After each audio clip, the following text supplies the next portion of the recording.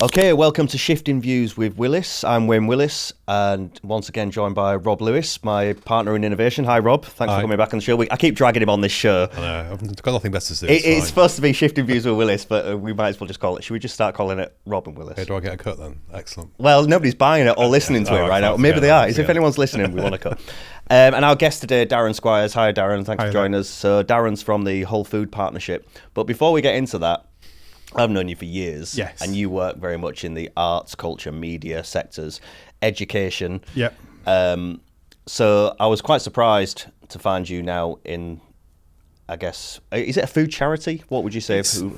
We're the organisation that brings together all the food organisations and anybody interested in food in Hull. And so we're an enabling organisation. We're an umbrella organisation. We deliver where we need to deliver because no one else can deliver it. One of my sayings is, if it's nobody's job, then it's our job. And if it's everybody's job, it's probably our job. But most of the time, other people have got things that need doing, and our job is to support them doing it. Right. So before we get on to Whole Food Partnership and what you're doing now, can you give us like a 30-second sort of background? How have you got to this point? Because really, you're from media and the arts world. I'm from media, arts and teaching. Yeah. But I was at a loose end when COVID started. I got a chance to do some kind of action research about food, and because I'd been a chef and because I've always been interested in food, I took part in that. And as part of that, it was like somebody said, write about yourself. My writing about myself was like a 30-minute documentary about me and the food that I sent off. And as part of that, I interviewed who is the development worker for Whole Food Partnership. Right. And then about 3 months after COVID, when we finally got to meet up, she said, oh, there's a job going. Right. You might be the person for it. So I applied for the job, and sort of to my surprise, I got it. And so now I get to do what I've always been doing, which is banging on about how important veg is and how important good food is. Yeah. And now I get paid for it instead of just boring my friends. Did I read, though, you was formerly a chef, so before Media World? Yeah, before Media World, well before education, I was a chef in a vegetarian restaurant. And I was also a chef in what was basically a nightclub in the bits in the afternoon when it was a cafe. Right. Then I ran a food concession in there, and then in the evenings it turned into a rave. So you got out of that? I'd quite often be prepping while there was loads of like banging music going on. That's good, man. Chopping carrots. It worked. It all worked. Yeah. All right, so here we are now, Whole Food Partnership. What is it? What is it about? What is it set up to do? Like most food partnerships, there's lots of activities around food going on in lots of cities and lots of areas. And because it's small and quite insular, because of what people do, you do need an organisation to bring it all together that can, for example, talk to the council. So a couple of really big things that we've done this year. We were commissioned by the council to write the food strategy for Hull. Because we've got all of those contacts and that expertise, the food strategy is just about to come out. It's just gone to the last bit of refinement and consultation with the council. That's going to turn into the council's action plan. So over the next 5 years, all of the consideration around food in terms of council planning, council strategies will come out of the food action plan that we've created for them. Another thing that we did based on what lots of growers have asked us, lots of community growers and lots of individuals have said, we want to be able to grow and there are not enough allotments. Can we use council land? There was a right to grow policy in Hull, but it was completely ineffective and it really needed firming up and commitment from the council. Thanks to, again, work that I've done, but work that other members of the food partnership have done. We've now got a right to grow in Hull, and it's the first national right to grow. So we've had The Guardian, Radio 4, Sky TV, Waitrose magazine, the Yorkshire Post. We've suddenly got loads of national attention because we're the first city in the country to have a right to grow on council land as part of our rights and part of council policy. And it was passed unanimously by all members of the council, and it goes to scrutiny for its final refinements in the new year. What does that mean in practical terms then, right to grow? I've never heard of the term. So in practical terms, right to grow should be the only people that you can really effectively give your right to grow is a council. So what happens is you find an area of underutilised or unused land, or land that could be cultivated, and you say to the council, can we use that to grow on? And then the council, as long as there are no really strong reasons why you can't use it, the assumption is yes, you can use it, and then the council's job is to enable the people to use it. So the council own it then, or okay. So if it's land. private land, then you can make an arrangement. There's a organisation in the centre of Hull called Rooted in Hull. They're using meanwhile land that's owned by a private company, and that's really successful. But of course, once you're out in the suburbs and in residential areas, those cultivatable land pieces of land are going to be council land, and it's much better to have the council to use council land, because you're then not just reliant on a meanwhile site that you could be growing there for 3 years and then they say, right, we need to build. So you can just go and access this land, start growing a crop of food or whatever, or is this like an arrangement where you apply to use the land? You apply to use it, right? But the presumption from the council is that they're going to say yes, and the presumption from the council, depending on where we go with scrutiny, the presumption from the council is they're going to give you practical support for that. And what would practical support look like? It's looking really good, I've got to say, because there was a chance where the council officers would be like, oh, well, there are these issues, there are those issues. The support we've had from the council and the council officers are things like, if there's a health and safety audit that needs doing, health and safety have offered to do the health and safety audits. Right. If there's some kind of water collection that needs to be done and water harvesting, then Living with Water, which is an initiative that Hull Council are part of, will provide water butts and find buildings where you can collect water. Yeah. And if you need to find out whether the land is council land so that you know whether you can apply, they will support you with that, and they will dig around and find whether it's council land or not. And they're also going to produce a map of all the major parts of council land, which they have got, but until we took on this initiative, nobody kind of knew how to access it, and you'd end up having to phone people up who didn't really know what you were talking about. Yeah. Another thing, we'll see where this goes, but built into the strategy at the moment is that the council will take the burden of the public liability insurance as well. Right. So there is an assumption that you're going to be some sort of community group, and it's going to be an organised attempt to grow. But the council are going to be there to support you doing that. So like a private individual couldn't go to them and say, look, I notice you've got this little plot of land here, I'd like to grow, potatoes on it. It gets complex in that it needs to be a formal arrangement. Yeah, sure. So then you become the... But what I'm saying is this a formal arrangement between Hull Food Partnership and the council, or is this an open arrangement? It's an open arrangement with anyone. Right. And it might be somebody has found literally just a pocket handkerchief sized bit of land they're going to grow potatoes on or salads on that is just outside their house. They could make that arrangement. It could be a community group, and I know there are a couple of community groups that are already thinking about this, that have got a much more substantial, basically a field that they're going to grow. They're going to cultivate as a community initiative. So when you say council land as well, council-owned land, what are we talking about? I mean, how much land is there? Like, just so we just take Hull, for example. This is, well, I haven't looked at the map, and the map is only going to give us a portion of it. We are not going to know until we do some mapping. We've got an academic that's going to come and do some mapping, because a lot of those, let's take an area. There's a park that a community group is looking at. That's quite easy. So all of the parks, a lot of the large parks, there are corners of the park that are not being utilised. Right. We're not talking the little ones that are kind of near the centre of town, but some of the big ones on the outskirts of town. Yeah. There are whole fields that are basically not used at all. There's a community group that wants to use those. They're quite easy to identify, and they'll be on the big map. Yeah. But if you go out of your house and there's a bit of what is basically grass verge, but it's a fairly pedestrianised area, does the council own that? The map's not going to show that. Right. But we are working with an academic down in Brighton that's going to come up, and we're going to a couple of areas already, and we're going to walk and identify all of those green areas and then give that information to the council or do further research to identify those areas. Yeah. So just like for me, like I'm a Hullian, I'm a proud Hullian, I love Hull.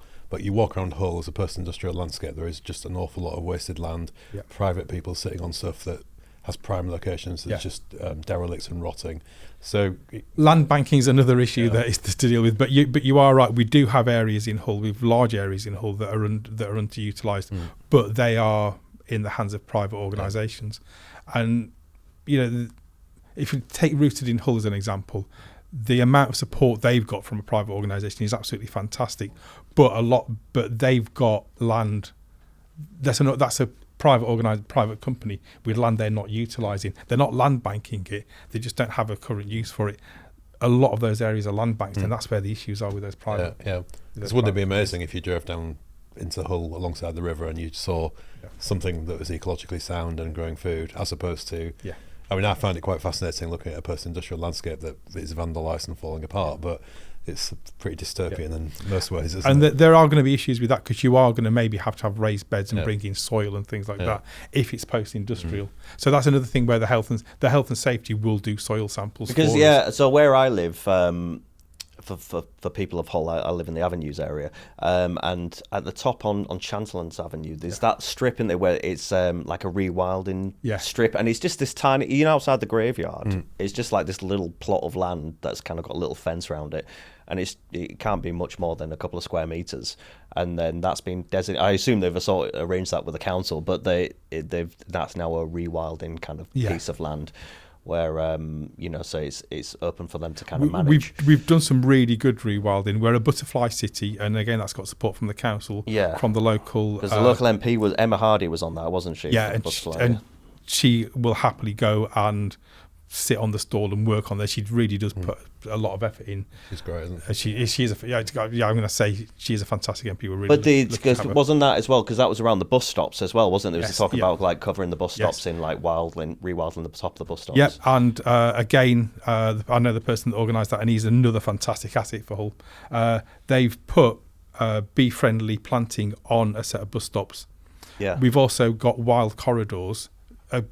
It's been difficult to manage, because the council, like all councils, have got a procedure where they just take a thresher and just strip back to ground level all green areas that might overgrow, and so organising that so that the people that are trying to get the green corridors structure, where we don't spend 2 years building up a wonderful wild area, and then you come out the next one day and the entire thing's being taken back to ground level. Where the council are again getting on board with that now, but it's taken a few years. So in theory we could have areas that are planted with that are cultivated. There's no reason why that couldn't include things like fruit trees and fruit bushes, and also wild corridors.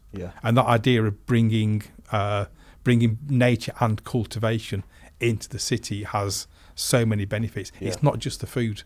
No, it's the well-being of the people that are tending it. It's the learning processes and the understanding where your food comes from. I completely agree. I think the whole thing around, I guess they call it green cities, don't they? But I mean, and we see more of it, I think, across in mainland Europe. There's a few places that really take that to the extreme. And I think more, when I did speak to Emma Hardy very briefly a while back when she was first trying to move the butterfly cities thing, and I was like, it just seems like such a simple concept, just take existing street furniture like a bus stop, put green on top of it, and just plant stuff on it. It's there, it's free infrastructure that you can green up, and there's so many places like that.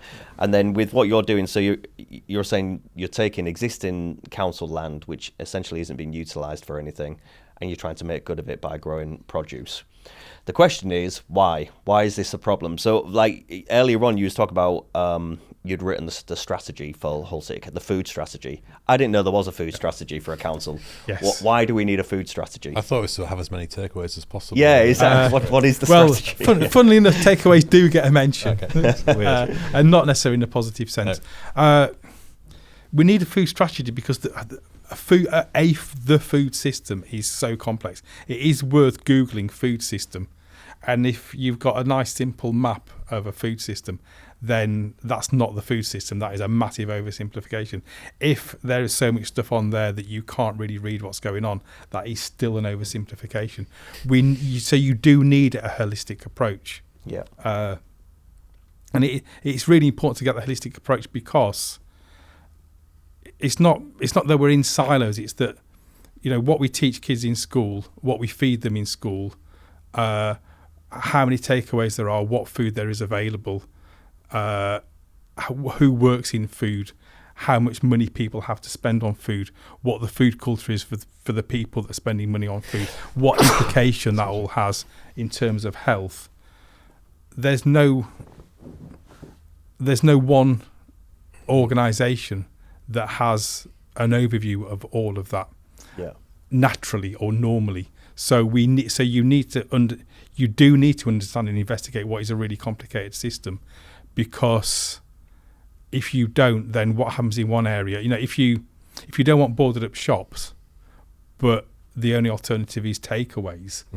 Then the temptation there is to say, well, at least we don't have boarded up shops. At least we have, a thriving economic activity in a certain area. But what impact is that going to have on people's health, which then impacts the city? So you can see how what happens in one area has an impact in another area, but without a strategy, without a plan that is built from the strategy, then how do you reference those things? So so when you say a food strategy, this is for the region, so this is for Hull City Council. Yeah. But does each region have its own food strategy? Is this a voluntary thing, or is I'm going to say each region should have its own food strategy, but they're not obliged to have. They're not obliged to. The council found some money during COVID that they wanted to spend effectively, and so they had literally could not be spent anywhere else because of not enforced inactivity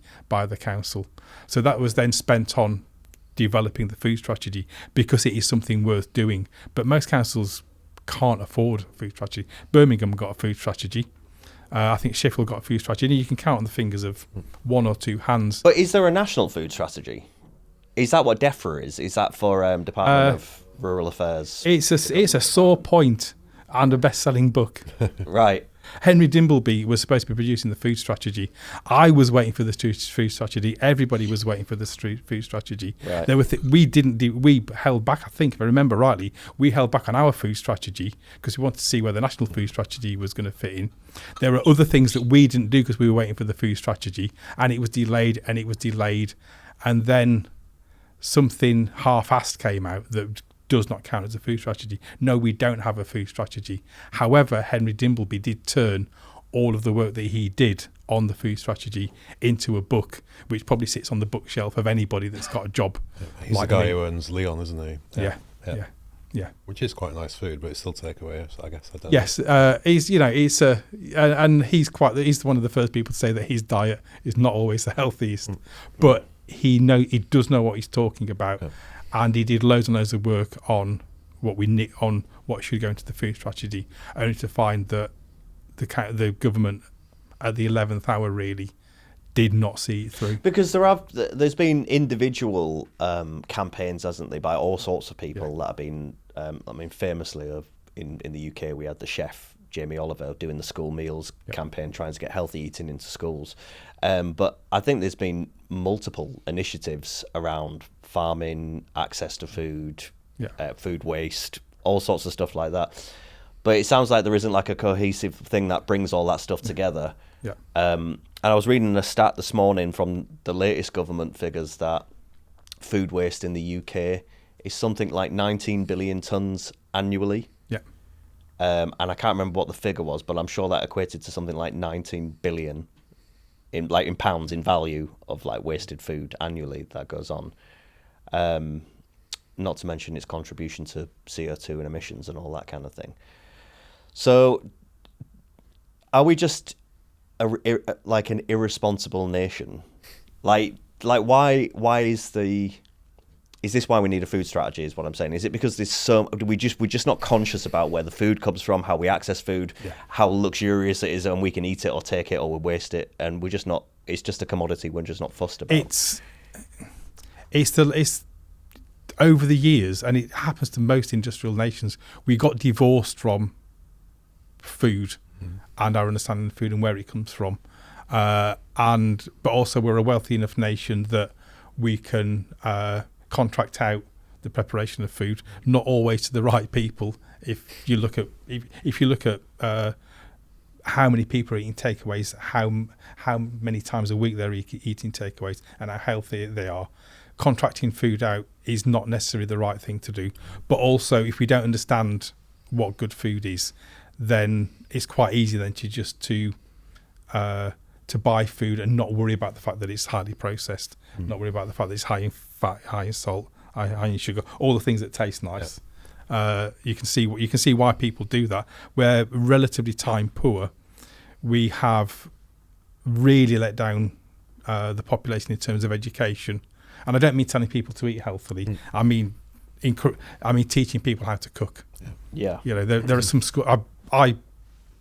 Because I'm committed to education, I do commit one day a fortnight working in secondary school, even though sometimes it's not the easiest thing to do as a one-day supply teacher. But it is worth it because I get to see schools and I see some fantastic examples of cooking, and I see awful examples of cooking, and I see in primary school, however much effort the teachers make, they're trying to teach cooking in the classroom.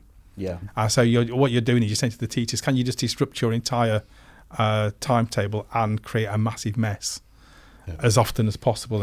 And they will do it the minimum times. They will do it once a year or twice a year maximum. But even at the other extreme, like I would class myself as a foodie. I love food, love eating food. I love eating, and I love cooking. But it's actually quite hard to cook every day, isn't it? Because we have a cycle where we buy our groceries on a Sunday, say, and it's really hard to make that last for a week. And like my kids are 17 and 19, they're all over the place. So like you'll plan to have dinner on a certain night, and then someone will be saying, I'm going to my boyfriend's, or I'm playing football, or I've got band practice, and it all goes pear-shaped. So you end up, I think that drives a lot of food waste, certainly in our house, even though I have a desire to cook. And if I had a shop on my, like literally outside my house where I could just go and buy stuff, that would be fantastic, because you could have the on-demand, couldn't you? Whereas we don't really have that. And how you manage all of that, it becomes really... I mentioned before when we were chatting earlier that I'd built a good food pyramid, and how we can build people's confidence into a food cook. It looks really. I love simple diagrams. I'll drop that in as we're talking, so the audience will see it is worth looking at. I love simple diagrams, but the reason why I love simple diagrams is because the complexity is revealed in the work. If you attempt to do something that's on a simple diagram, that's where you discover all the complexity. You don't need it all in the diagram. Yeah, so this was based on Maslow's diagram, was it? Maslow's triangle. You've essentially converted it to food. So you give people enough money so they can buy food. Then the food needs to be available. So you need like, just like we said, shops where you can buy the food. You need the confidence, you need the experience and the skills to make use of the food that you've got, to grow food, to cook food. And then at the top of the pyramid is that kind of self-actualization or actualization, where you've got a good food culture that comes out of it. That looks beautifully simple, and you can build it up like that. But that's for the individual, that's not for the system. That's what you need to do for the individual. But if someone doesn't have enough money, then you can give them enough money. That is brilliant. But if they then don't have the confidence, which is right at the top of the pyramid, to go and start buying fresh food to cook it, who's going to set up a shop in an area where there isn't a market for that? So there are lots of massive codependencies within that are not apparent in the pyramid, because that's like one person's journey. But some of those external barriers are, what happens if you live in what we call a food desert? What happens if there is no fresh food in the area where you live, even though you're committed enough you would be committed enough to cook every day, but you don't have transport, and the nearest supermarket is a bus journey away, and there's no fresh fruit and veg in the area that you live, for example. To start earlier on, I was saying it's actually 9.5 million. I've just Googled it just to correct the start. But 9.5 million tonnes of food waste in a single year in the UK, even though 8.4 million people in the UK are in food poverty. So that says to me the system, quote unquote, that we have isn't really an effective system. Well, there is an interesting system. Have you heard of fair share? Yeah. Yeah. So fair share is a fascinating system. It has lots of pros. It has some cons, where supermarkets are giving away their surplus food to reduce food waste. To be fair, a lot of companies are also donating into the system as well. And then organisations like food banks, food pantries, social supermarkets, community food providers pay a membership and they get the food that comes in. But you are dependent on what food comes in. Yeah. It's not always the healthiest food. Yeah, sure. Not always enough food as well. So we can start to address the system, but does it address it enough? At the moment, we're getting lots and lots of fresh veg, and that's brilliant.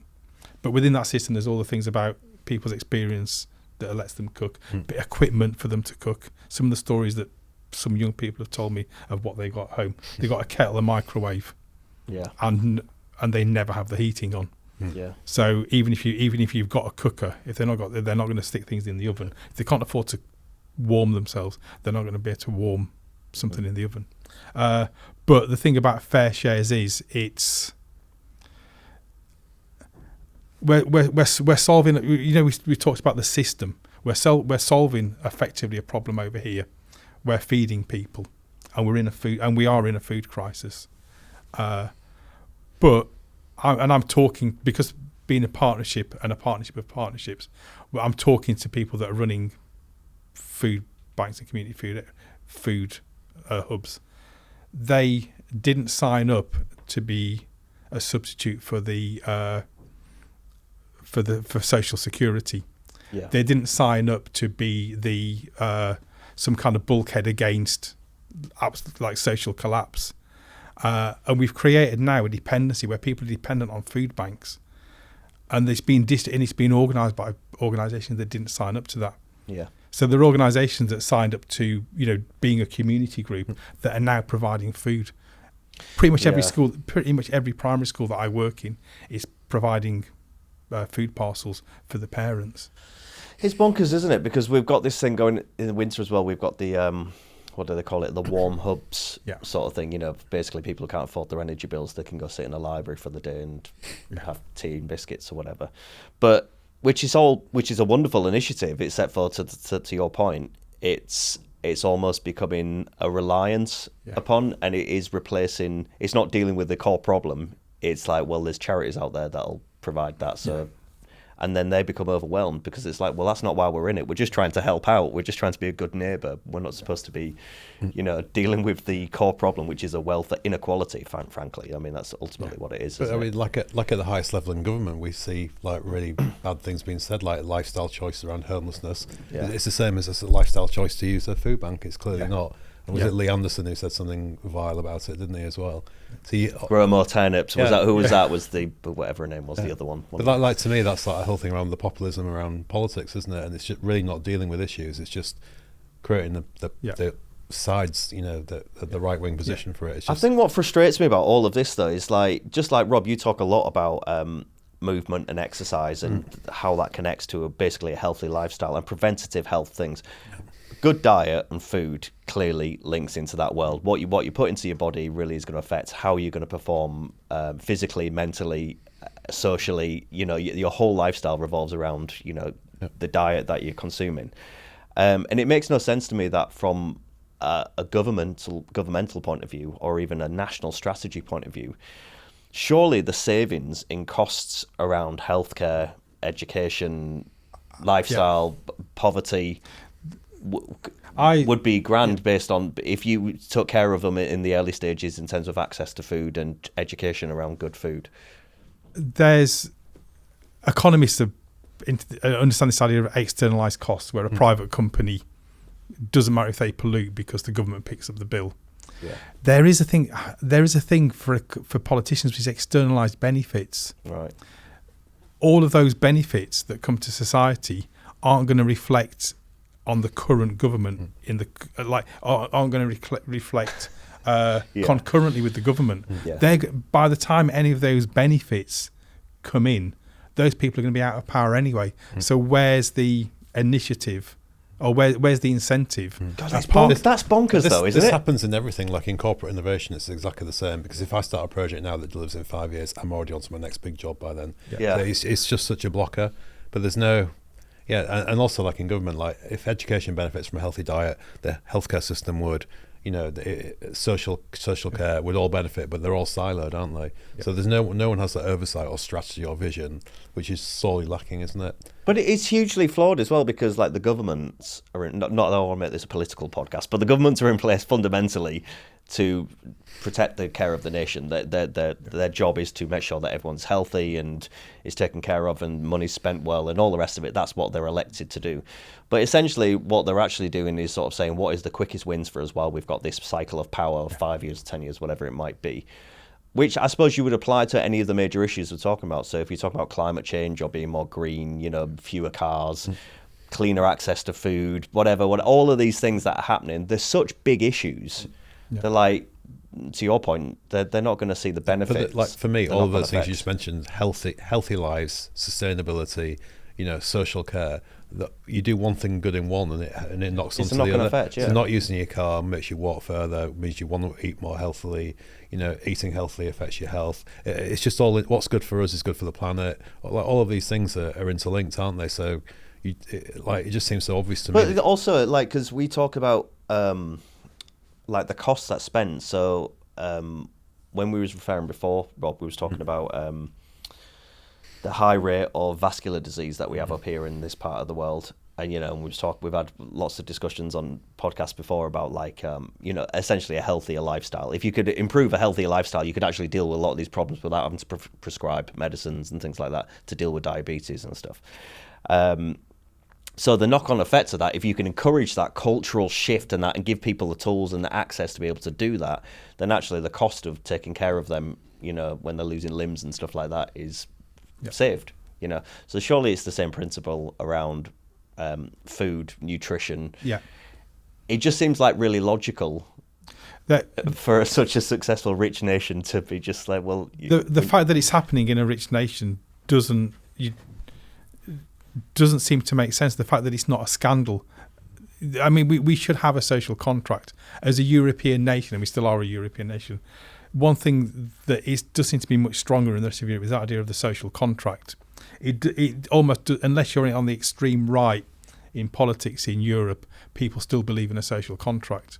So people can be centre right and still believe in robust taxation system that covers the basics that we need for a healthy, successful, functioning society. And we seem to have lost that in this society.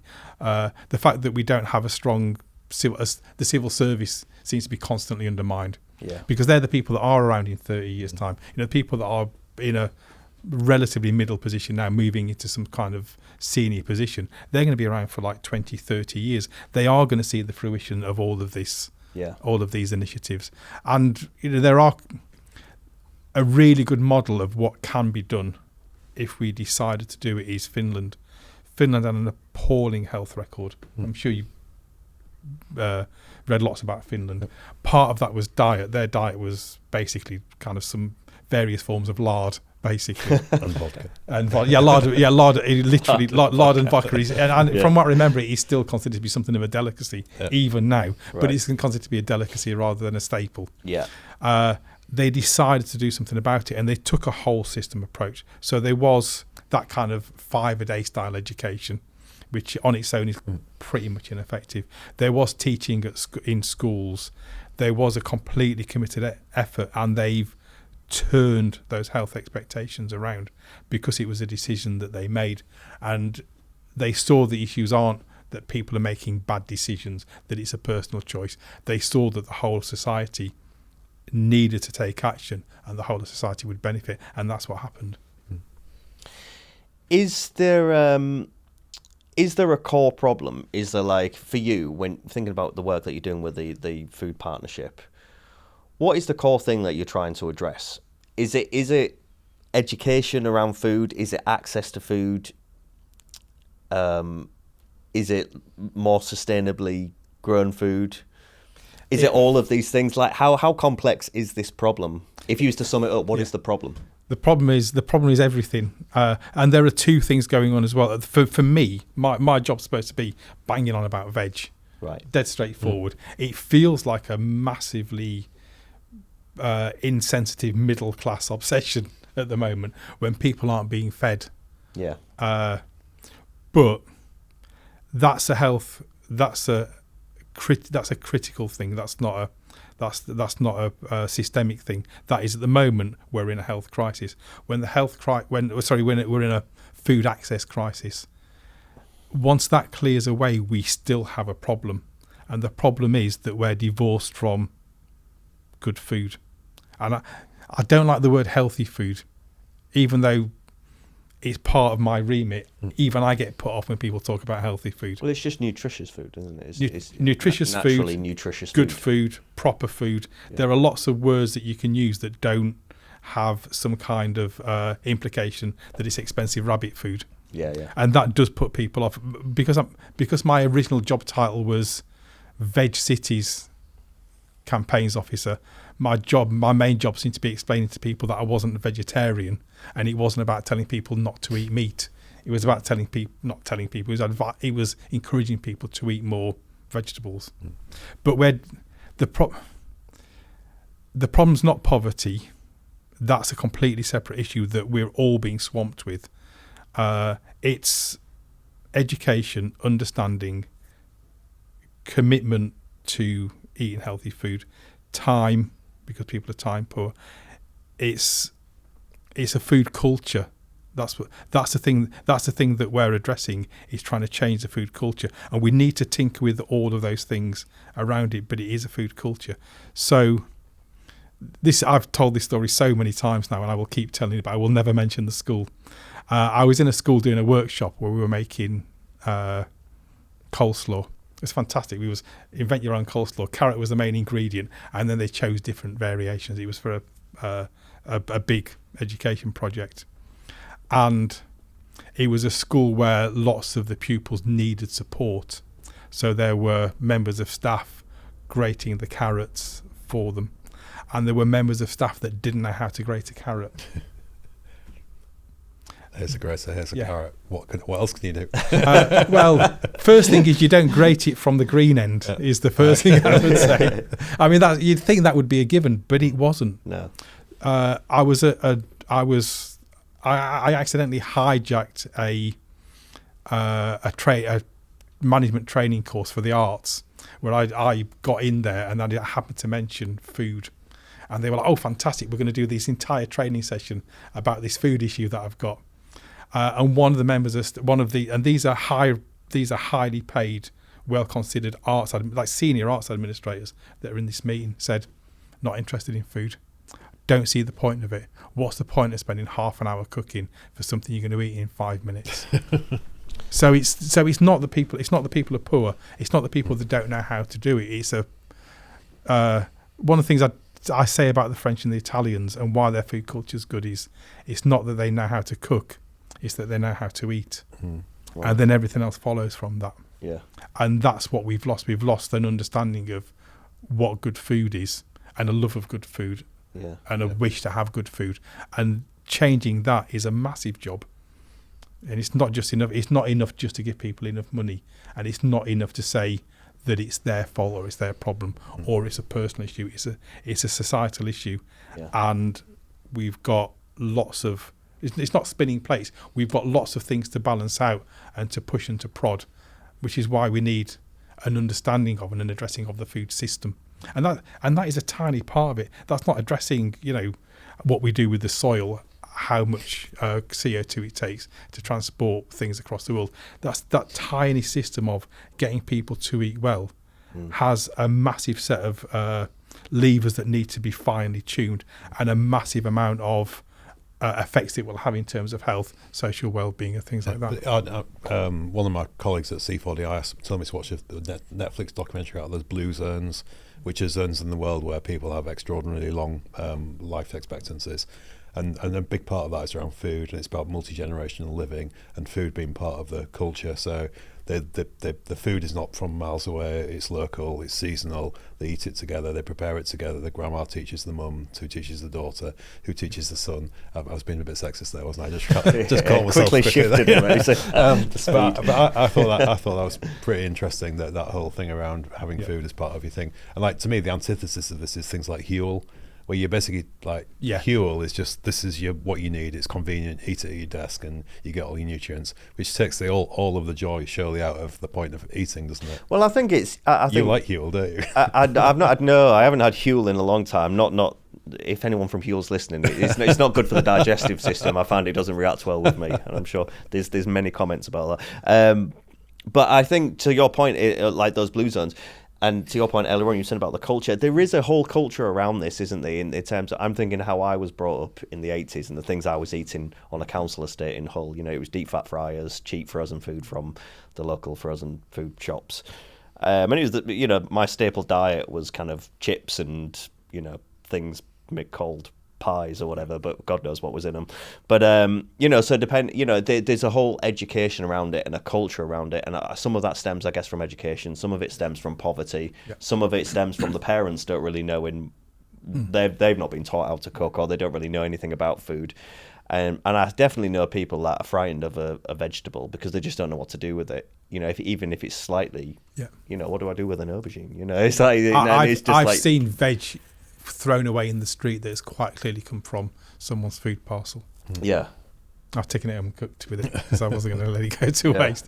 Perfectly nice cauliflowers and potatoes. But I think it's the same thing of so in all of these issues where we're trying to address, it always seems to be natural issues. So this is whether it's environment, climate, exercise, eating, health. All of these require such nuanced shifts in the way that people behave and the way that they think, and there is no like one initiative that's going to say, okay, we're going to do that now, because no one's going to move that way, because it's part of their life, their ecosystem is how they live in that way. So is the idea of Whole Food Partnership and similar organisations like that to try and slowly move the narrative and move the culture in the area that you're in to try and diversify the way people think about food?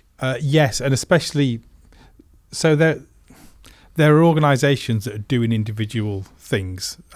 There's I'm doing a lot in education at the moment. I haven't even spoken about the edible curriculum that I've just written. That's just gone out for consultation. But there are individual organisations that are doing particular things. So I was listening to the local radio on the way over, and Santa has just gone to a school south of the river. And so they were talking about all the things that are going on in the school. And one of the things going on in the school is they're teaching the parents to cook. Yeah. They also have a community kitchen, some kind of community kitchen. And they're also building in other support around that. There's lots of organisations doing individual things like that, teaching people to cook, maybe doing a bit of growing, maybe giving people, supporting families in a way that they feel more confident, and it has well-being. All of that makes a big difference. But if they're all being individuals, they don't have time to talk to the council. They don't have time to talk to other organisations. So our job is to pass up and down. If you see, so we're an umbrella organisation. I get lots of information and initiatives, and people are talking about lots of things in kind of the equivalent of WhatsApp groups that we use, Rise Up groups, with lots of fantastic ideas. Somebody comes to me and says, we're thinking of doing this or we're thinking of doing that. I can put them in touch with someone. I can find the information. I can give them support. So there's that kind of practical support. But also, for example, the local community food provision is really struggling at the moment. They are really facing a difficult time.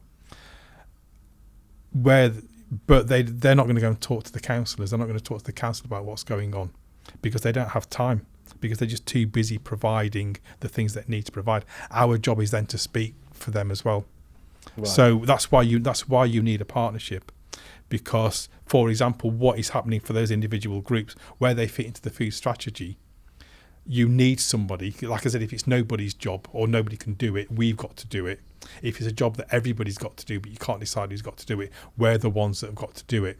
If we've got to work out what's going on in the ground and communicate to the council, communicate to the government, or communicate to other national food charities and agencies, so they can communicate to the government. That's our job as well. Right. So lots of times I'll sit in consultations where I'm talking about what I've seen in school to someone from the House of Commons, for example, or someone from some kind of university who's writing a policy document for the government.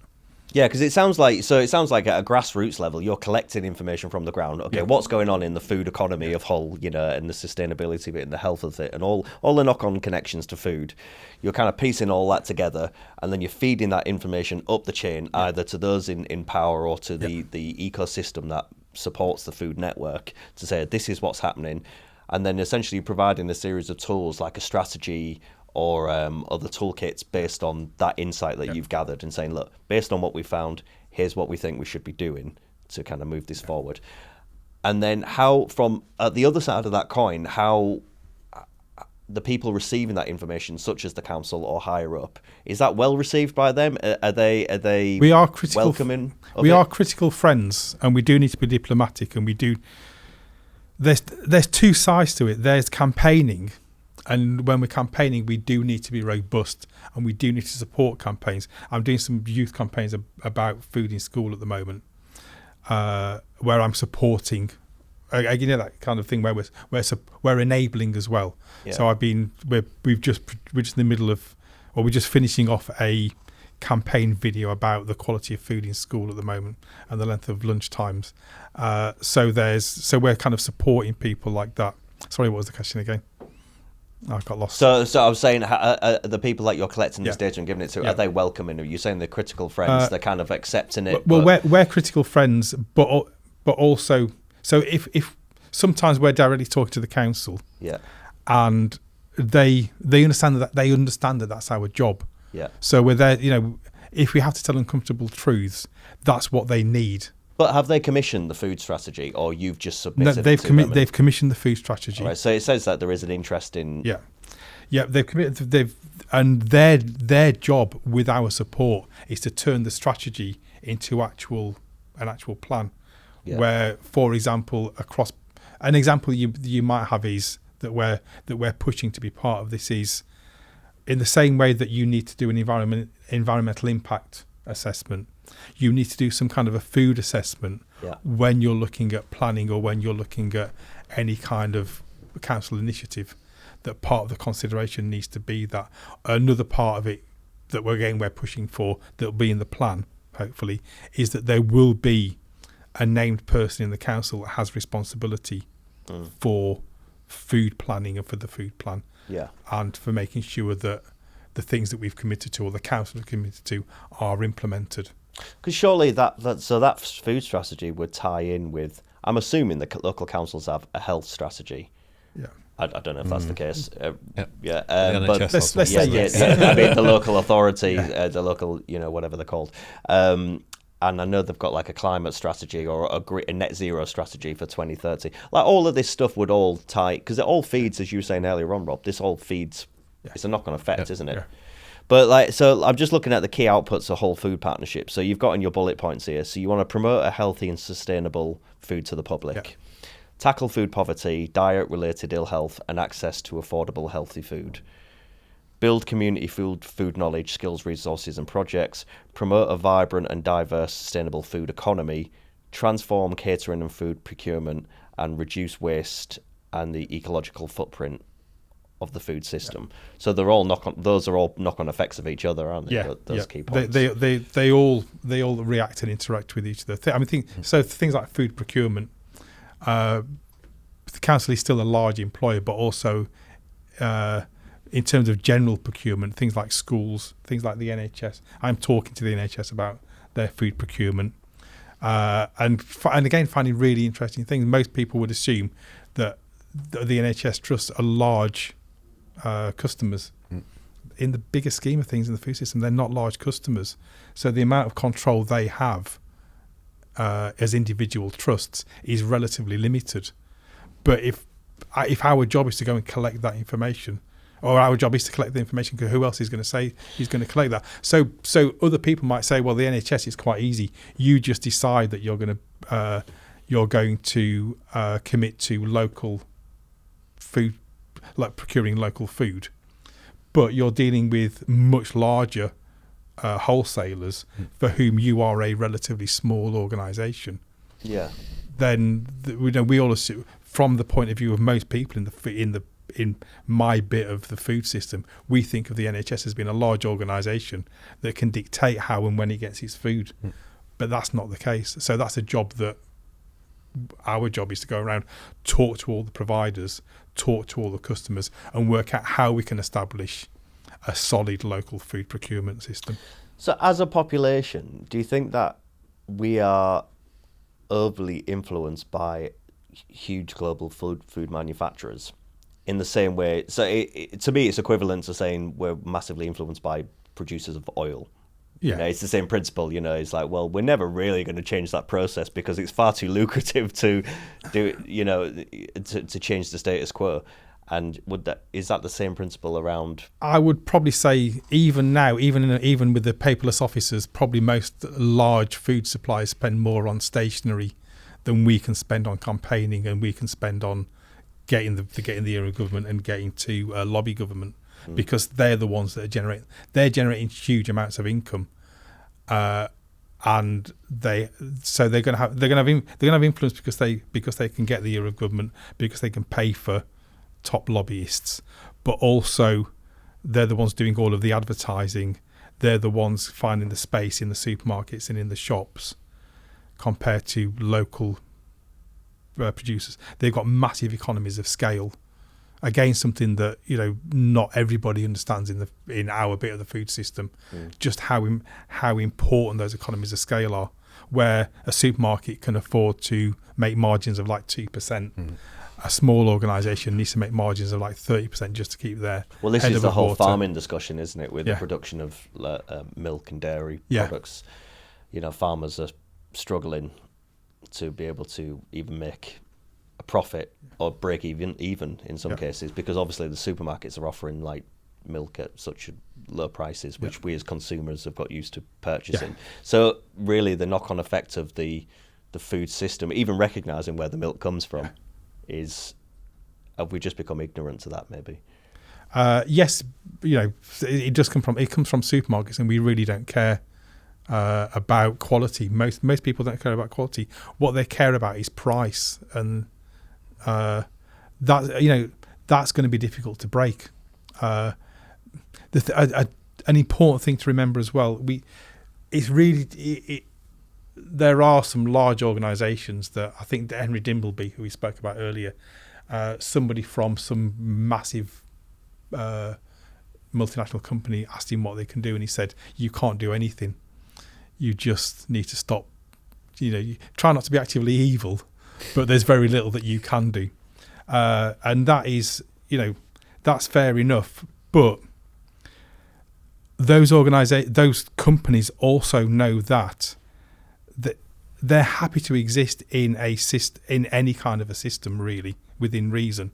And if you level the playing fields for them and you give them incentives, they will take those incentives. So the idea that we have no choice as a country, and our government has to be hands off because they're international organisations. They don't always want to do the wrong thing, but they also have economic levers that are pushing them.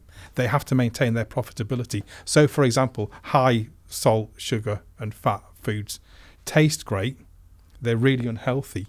But if you start reducing your salt or your fat in your food when other companies haven't, you give yourself an economic disadvantage because your food doesn't taste as great. You don't get that instant hit. Right. If you talk to most of those large suppliers, they are happy for the government to say, this is what you need to do. This is the strategy that we're going to all abide by. And once you know that no one else is going to take advantage of your good intentions, then all of those large all of those large companies will take part in those kind of initiatives. So, yes, we do have problems where we want to ship things around the world. We do have problems where economies of scale, economic economies of scale, give advantages to people that are national and multinational compared to local. But those large organisations will change their behaviour if we make it an economic imperative for them. moving forward, what do you hope to achieve? What do you want Whole Food Partnership to do? How would you like to see that grown across different regions and nationally? How do we move forward in a food ecosystem? If we're struggling now with all the different elements we talked about, so food education, the production of food, poverty, all of these things around it. What's the vision? Where do you want it to go? A really good start would be for the government to fix everything for us. That's not going to happen. But what we need is we need a national food strategy. We need national support from government to make sure that all of these local initiatives that we're doing they're local. What we do is we create local initiatives. We do all of these organisations. They do amazing things. They don't just staunch problems that we already have. So ultimately, we are still going to be spitting against the wind until government changes its attitude towards food, because we've got to be honest, that's the way that it is. They're the ones that have got the main levers. If they start pushing the levers, then we can support them, and it's as simple as that. I don't understand really fundamentally why it's not part of the health strategy. Don't you think so, Rob? Like surely, for me, all children should have free school meals. It makes no sense to me that we don't, as part of their schooling day, their education day, they're not fed a hot meal, a nutritious hot meal, and also as part of the schooling process, they'll learn about the ingredients that are going into that meal. They learn about how to cook it, how to prepare it, where does it come from, what piece of meat, what animal does that piece of meat come from, all of these elements, so we understand the ecosystem of food, not just how to make a nice bit of food, but actually what's gone into that and where it's come from. Surely that's just a good health strategy, a good nutritious. Yeah, I mean, clearly what you eat it's not just fuel, is it? And you need to fuel yourself right. You need the right micronutrients. You need to think about your microbiome. All of these things are going to affect your overall health. But I'd be surprised if anyone is really talking to does the health secretary ever speak to the education secretary? Do they speak to the DEFRA secretary, if there's such a thing? Who's responsible for sustainability? I mean, we've already said all these things are linked, but we don't do a good job of joining the dots, do we? There's also political reasons for some of that as well, isn't there? That we're not an interventionist government at the moment, so the market will sort everything out, and we know what happens when that. But again, because so cultures are affected by systemic ways of living. So you have almost like the haves and the have-nots. So some people are in food poverty, and some people are in a wash with food and never have to worry about it in their lives, and there's probably a middle balance there as well. But it surely, I don't understand in school, the reason I say that all children should have free school meals is I don't understand why you would have I remember being at school and there was the haves and the have-nots. There was those that brought in a packed lunch, there was those that had free school dinners, there was those that went out for lunch. There was this division, and they would all go to lunch at different times, and it was almost like you were putting them into different categories. I can't think what the word is I'm looking for, but do you know when you're putting people into, you're grouping them according to their status, sort of thing. Whereas for me, regardless of background or upbringing or whatever, when you're all together in that peer group in one facility, you should all be accessing the same things. You're accessing the same education, so you should be accessing the same food, and you should all be at one learning about the same. These are all tiny interventions into what is mass inequality, surely. Yeah. In my opinion. Yeah. No, you're right. It's lots of little things that need doing, and the issue that we've got. I said before, if it's nobody's job, for us in Hull, if it's nobody's job, we know whose job it is. It's us at the Food Partnership. In national government, if it's nobody's job, nobody's doing it, and if it's everybody's job, nobody's doing it. That's what the issue is. Yeah. Okay, well, this has been really interesting. Thanks for coming on, Darren. I appreciate we could talk about it forever, as we have been. Yes, we have been. But it's so hard to nail. It's the same. We did a health podcast a few weeks ago, and we had all health professionals on there, and it's such a rabbit hole because you can just health is such a big topic, and there's so many elements to it, and you're like, how do we solve the health crisis? And you're like, well, which crisis? And then which bit do you want to get into? But I think fundamentally, I suppose we need to be looking at access to food and what we consume with more detail and less. It should be less of a passive conversation. Yeah. Really, it's fundamental. We have to eat to live, right? And it is part of the whole economy and the health of the nation. So clearly there needs to be a deeper overview of that. And I think the starting point with a local strategy, if that can be done on a regional basis, where all regions produce a food strategy, and then maybe that can feed a national narrative. Clearly, that's the direction it needs to go in. If people want to know more about Whole Food Partnership, it's wholefoodpartnership.org.uk, and you can get involved. It looks like you can get involved as businesses and take part in events. And anybody that's interested in food can take part. Yeah, or can join. Yeah, and we encourage other regions to do the same. All right, thanks for being on the show. Thanks Darren. Thanks for having me. Thanks. Cheers. No problem. See you next time.